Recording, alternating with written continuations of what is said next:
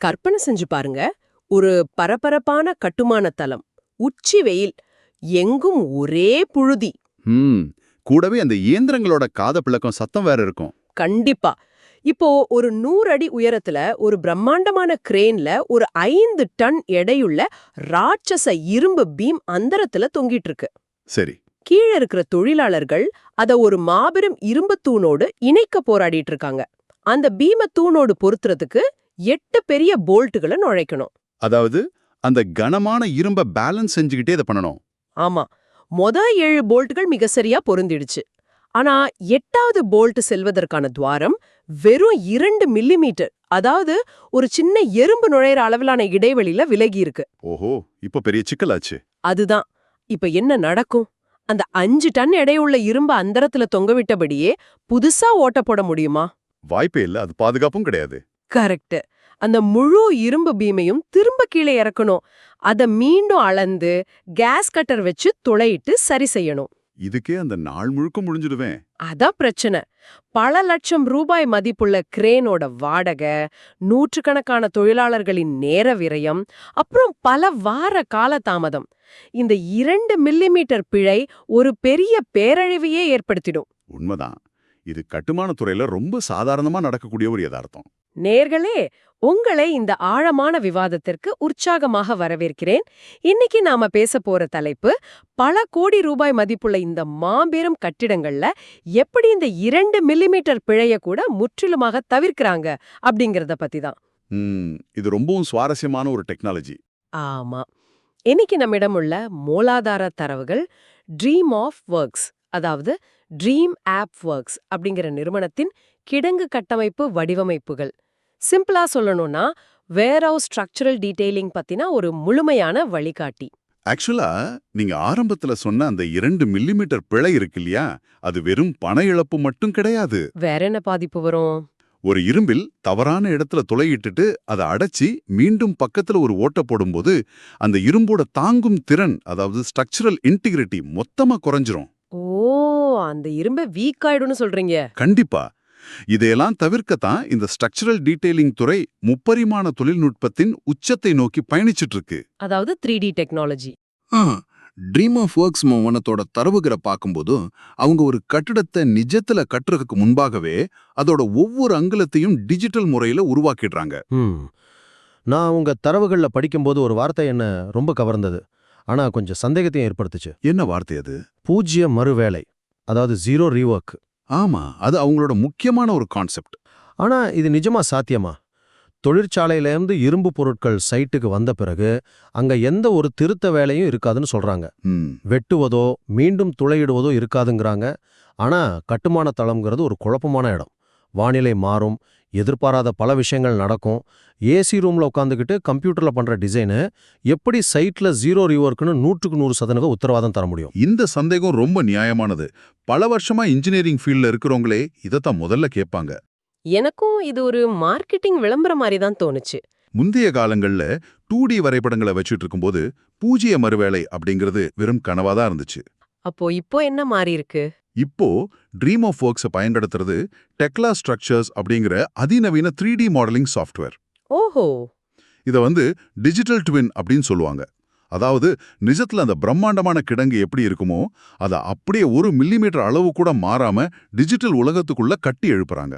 இது கம்ப்யூட்டர்ல விளையாடுற லெகோ விளையாட்டு மாதிரி இருக்கே. எக்ஸாக்ட்லி, லெகோ விளையாட்டு தான், ஆனா ரொம்ப துல்லியமான இயற்பியல் விதிகளோட. உதாரணத்துக்கு ஒரு ஆங்கர் போல்ட் எப்படி பயணிக்கிறதுன்னு பார்ப்போம். சரி. ஒரு 2D டிராயிங்ல அது வெறும் ஒரு புள்ளி இல்லைன்னா ஒரு சின்ன வட்டம், அவ்வளவுதான். ஆனா டெக்லா சாஃப்ட்வேர்ல அந்த போல்ட்டோட நீளம், தடிமன், அது எந்த வகை இரும்பால் செய்யப்பட்டதுன்னு எல்லாமே இருக்கும். ஆமா, அது எவ்வளோ சுழற்சி விசைக்கு உள்ளாகும் அப்படிங்கிறது முதற்கொண்டு பதிவு செய்யப்படுது. சரி, அப்போ சைட்ல நடக்கிற குழப்பங்களை எப்படி இது தடுக்குது? சைட்ல 2 பீம்கள் சந்திக்கிற இடத்துல வேற ஏதாச்சும் ஒரு பைப்பு குறுக்கே வருமா அப்படிங்கறத சாஃப்ட்வேர் முன்கூட்டியே மோதல் பரிசோதனை செஞ்சு காட்டிடும். அதாவது கிளாஷ் டிடெக்ஷன். கரெக்ட். அதனால நீங்க சொன்ன அந்த மனித தவறுகளும் களக்குழப்பங்களும் டிஜிட்டல் திரையிலேயே நடந்து முடிஞ்சு சரி செய்யப்பட்டுடுது. ஆஹா, அப்படி என்றால் களத்துல நடக்கிற தப்பு தண்டாக்கள் எல்லாத்தையும் இரும்பு உருவாவதற்கு முன்பே ஸ்கிரீன்ல செஞ்சு பார்த்து திருத்திக்கிறாங்க. ஆமா, அதனாலதான் மிஜ களத்துல பூஜ்யம் மறுவேலை அப்படிங்கிறது சாத்தியமாகுது. கேட்பதற்கே ரொம்ப வியப்பா இருக்கு. சரி, அவங்க எந்த அளவுக்கு நுணுக்கமா இந்த டிஜிட்டல் கட்டிடத்தை உருவாக்குறாங்கன்னு பார்க்க நான் அவங்களோட இண்டெக்ஸ் படிச்சிருந்தேன். அதுல நிறைய டெக்னிக்கல் வார்த்தைகள் இருந்திருக்குமே. ரொம்பவே ஒரு இன்ஜினியரிங் புக் படிக்கிற மாதிரி இருந்துச்சு. அவங்க அதை 2 முக்கிய பிரிவுகளா பிரிக்கிறாங்க. ஒன்று முதன்மை கட்டமைப்பு, அதாவது பிரைமரி ஃப்ரேமிங். ம் இதுல தூண்கள், ராஃப்டர்ஸ்னு சொல்றாங்க. மற்றொன்று 2ஆம் நிலை கட்டமைப்பு, செகண்டரி ஃப்ரேமிங். இதுல பர்லிங்கள், கர்ட்ஸ், ஈவ் ஸ்ட்ரட்ஸ் அப்படின்னு நிறைய பேர்களை பட்டியலிடுறாங்க. சரி. இதெல்லாம் எனக்கு சுத்தமா புரியல. இந்த வார்த்தைகளையெல்லாம் தாண்டி ஒரு கட்டிடத்துல இவை என்ன வேலைய செய்துன்னு நேயர்களுக்கு எளிமையா விளக்க முடியுமா? இத ஒரு மனித உடலோட ஒப்பிட்டு பார்க்கலாமா? கண்டிப்பா. மனித உடல் ஒப்பீடு இது ரொம்ப ஈஸியா புரிய வைக்கும். அந்த பட்டியலை விட்டுட்டு அதுக்கு பின்னாடி இருக்கிற அறிவியலை பார்ப்போம். சரி, சொல்லுங்க. இந்த முதன்மை கட்டமைப்பு இருக்கு இல்லையா, அது நம்ம மனித உடலோட எலும்புக்கூடு மாதிரி. ஓ, பேசிக் ஸ்ட்ரக்சர். ஆமா, நம்ம முதுகெலும்பும் கால் எலும்புகளும் எப்படி நம்ம முழு உடல் எடையும் தாங்கி நிக்குதோ, அதே போல இந்த தூண்களும் ராஃப்டர்களும் கட்டிடத்தோட ஒட்டுமொத்த எடையும் தாங்குது. அப்போ அந்த முழு பில்டிங் வெயிட்டும் இது மேலதான் விழும். கரெக்ட். புவியீர்ப்பு விசை அந்த கட்டிடத்தை கீழே இழுக்கும். நிலநடுக்கம் வரும்போது பூமி அதிரும். இந்த மாபெரும் அழுத்தங்களை எல்லாம் தாங்கி கட்டிடத்தை நேரா நிற்க வைக்கிறது இந்த எலும்புக்கூடு தான். இது ரொம்ப கடினமான, அதிக எடையுள்ள இரும்பாலானது. சரி, எலும்புக்கூடு தயாராயிடுச்சு. ஆனா வெறும் எலும்புக்கூட்டை வச்சுக்கிட்டு நம்ம ஒரு முழு கட்டிடத்தை மூடிட முடியாது இல்லையா? முடியாது. அதுக்காகத்தான் அந்த 2ஆம் நிலை கட்டமைப்பு வருதா? மிக சரியா புரிஞ்சுக்கிட்டீங்க. வெறும் எலும்பு கூட்டிற்கு வெளியே நம்ம நேரடியா தோலை போர்த்த முடியாது. அந்த எலும்புகளை சுற்றி தசைகளும் நரம்புகளும் பின்னி பிணைஞ்சிருக்கணும். ஓஹோ, அப்போ இந்த பர்லின்கள், கர்ட்ஸ் எல்லாம் அந்த தசைகளா? ஆமா, அதுதான் 2ஆம் நிலை கட்டமைப்பு. இது பார்க்கிறதுக்கு முதன்மை தூண்களை விட சின்னதா இருக்கும். ஆனா இதோட வேலை ரொம்ப முக்கியமானது. எப்படி சொல்றீங்க? ஒரு நிஜ உலக உதாரணத்தை பார்ப்போம். பல ஏக்கர் பரப்பளவுள்ள ஒரு பிரம்மாண்டமான கிடங்கின் தட்டையான பக்கவாட்டு சுவரை கற்பனை செஞ்சு பாருங்க. பெரிய மெட்டல் ஷீட் சுவர். கரெக்ட். ஒரு பயங்கரமான புயல் காற்று வீசும்போது அந்த பெரிய சுவர் ஒரு கப்பலோட பாய்மரம் மாதிரி செயல்படும். அதாவது காத்து அந்த சுவரை உள்ள தள்ள பாக்கும். எக்ஸாக்ட்லி. காற்றின் அழுத்தம் அந்த மெல்லிய தகடுகளை உள்ள தள்ளும். அப்போ இந்த கர்ட்ஸ் எனப்படும் கிடைமட்ட இரும்பு சட்டங்கள் இல்லைன்னா அந்த சுவர் ஒரு காலியான கூல்ட்ரிங்க் ஸ்டின் மாதிரி நசுங்கிடும். ஓ மை காட், அப்போ இந்த கர்ட்ஸ் தான் அந்த காத்தை சமாளிக்குதா? ஆமா, கர்ட்ஸ் அந்த காற்றின் அழுத்தத்தை உள்வாங்கி மெதுவா அதை முதன்மை தூண்களுக்கு கடத்துது. அதே போலதான் மேற்கூரையில் உள்ள பர்லின்கள். அது மழை தண்ணிய தாங்குமா? மழையோ அல்லது வெளிநாடுகள்ல பனியோ பெய்யும் போது அந்த எடையை தாங்கி மேற்கூரை இடிஞ்சு விழாம பாதுகாக்கிறது இந்த பர்லின்கள் தான். இப்போ அந்த வார்த்தைகளுக்கு பின்னாடி உள்ள அர்த்தம் ரொம்ப தெளிவா புரியுது. எலும்புக்கூடு புவியீர்ப்பு திசையை சமாளிக்குது. தசைகளான இந்த 2ஆம் நிலை கட்டமைப்புகள் காற்று மாதிரியான வெளிப்புற அழுத்தங்களை சமாளிக்குது. கரெக்டா சொல்லிட்டீங்க. ஆனா தரவுகள்ல எனக்கு ஆர்வத்தை தூண்டின இன்னொரு விஷயம் இணைப்புகள் பற்றியது, அதாவது கனெக்ஷன்ஸ். இந்த எலும்பும் தசையும் சந்திக்கிற இடங்கள். ஆமா, குறிப்பா மெசானைன் தரைத்தளங்கள், அப்புறம் கிரேன்கள் செல்வதற்கான பீம்கள்னு குறிப்பிட்டிருக்காங்க. இவை சாதாரண இணைப்புகளை விட ஏன் இவ்ளோ முக்கியத்துவம் வாய்ந்ததா கருதப்படுது? ஏன்னா நாம இதுவரை பேசிய கட்டிடத்தோட எடைகள் எல்லாமே நிலையான எடைகள், அதாவது ஸ்டாட்டிக் லோட்ஸ். Static loads. ஆமா. ஓ, நகராத எடைகள். ஆமா, ஆனா இந்த மெசானைன் தளங்களும் கிரேன் பீம்களும் மாறும் எடைகளையே கையாளக்கூடியவை. அதான் டைனமிக் லோட்ஸ். அதாவது சரக்கு வைக்கிற இடம் மாறிக்கிட்டே இருக்குமா? கரெக்ட். ஒரு கிடங்கின் உள்ளே அமைக்கப்படும் அரைமாடியான மெசனின் தளத்துல எப்போ எந்த இடத்துல எவ்வளவு சரக்கு வைப்பாங்கன்னு யாருக்கும் தெரியாது. இன்னைக்கு ஒரு மூலையில 10 டன் சரக்கு இருக்கலாம், நாளைக்கு அது மறுமூலைக்கு போகலாம். அப்போ அந்த பேலன்ஸ் மாறிக்கிட்டே இருக்கும். அதான் விஷயம். அதை விட சவாலானது இந்த கிரேன் பீம்கள். அது எப்படி? பல வேர்ஹவுஸ்ல கூரைக்கு கீழே சரக்குகளை தூக்கிச் செல்ல பெரிய கிரேன்கள் நகர்ந்துகிட்டே இருக்கும். ஒரு 10 டன் எடையுள்ள பொருளை தூக்கிக்கிட்டு அந்த கிரேன் ஒரு பீம் மேல நகரும்போது அங்க ஒரு பயங்கரமான அதிர்வு உண்டாகும். ஓ, வைப்ரேஷன். ஆமா, அந்த அதிர்வு அப்படியே தூண்களுக்கு செல்லும்.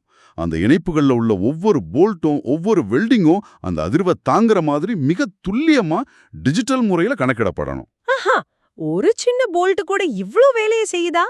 கண்டிப்பா. எல்லாவற்றுக்கும் மேலாக பேஸ் பிளேட் மற்றும் ஆங்கர் போல்ட், இதுதான் கட்டிடத்தோட பாதம். அஸ்திவாரமும் கட்டிடமும் சேர்ற இடம்.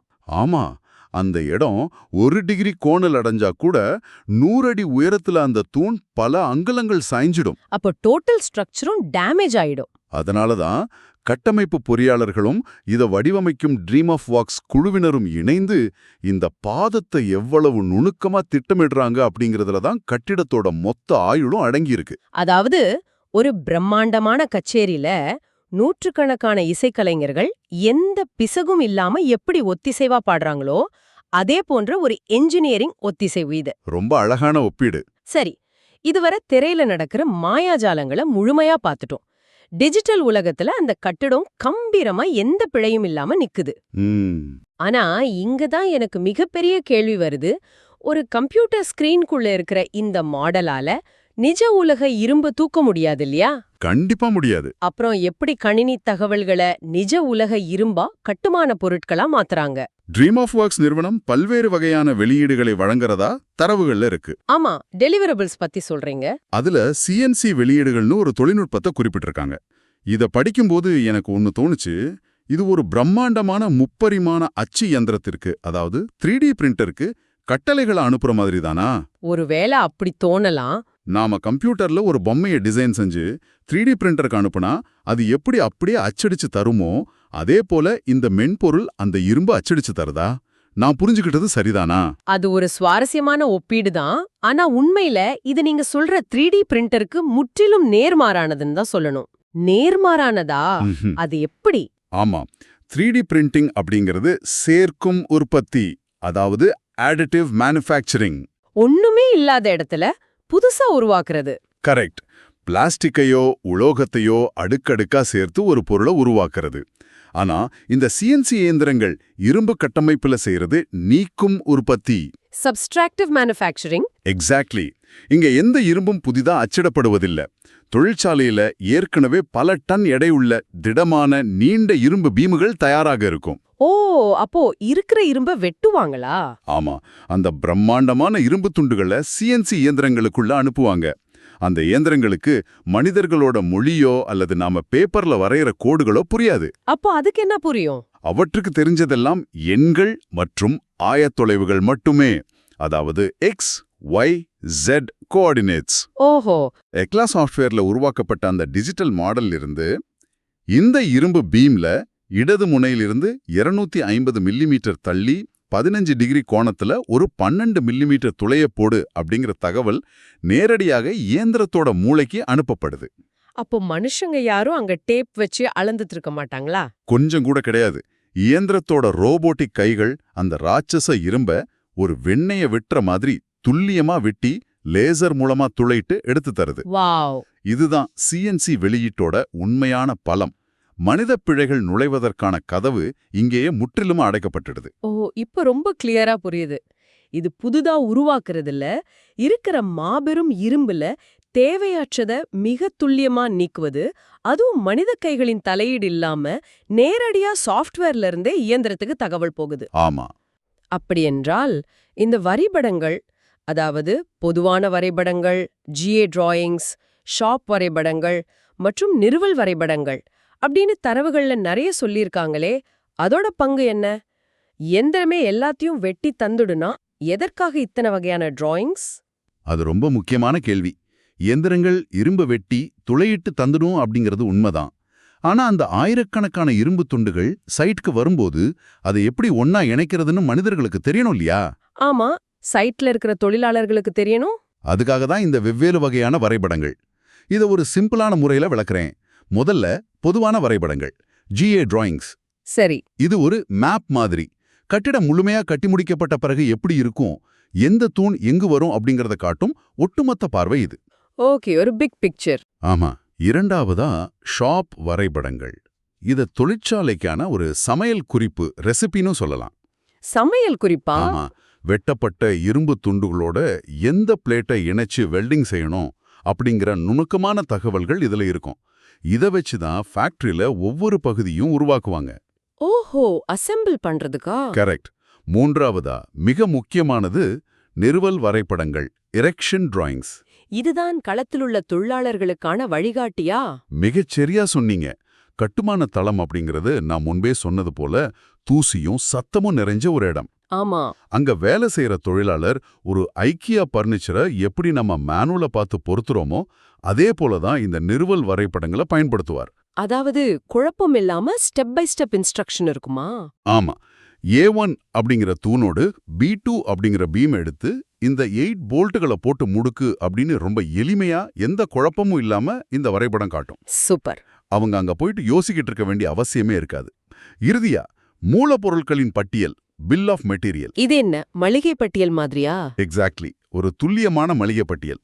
ஒரு நட்டு ஒரு போல்ட் கூட குறையாம அல்லது வீணாகாம சரியா எவ்வளவு தேவை அப்படிங்கறத இந்த சாஃப்ட்வேர் துல்லியமா கணக்கிட்டு கொடுத்துரும். வா, கேட்கவே சிலிர்ப்பா இருக்கு. நேர்களே, இன்னைக்கு நாம எவ்வளவு ஆழமான விஷயங்களை அலசி இருக்கோம்னு பாருங்க.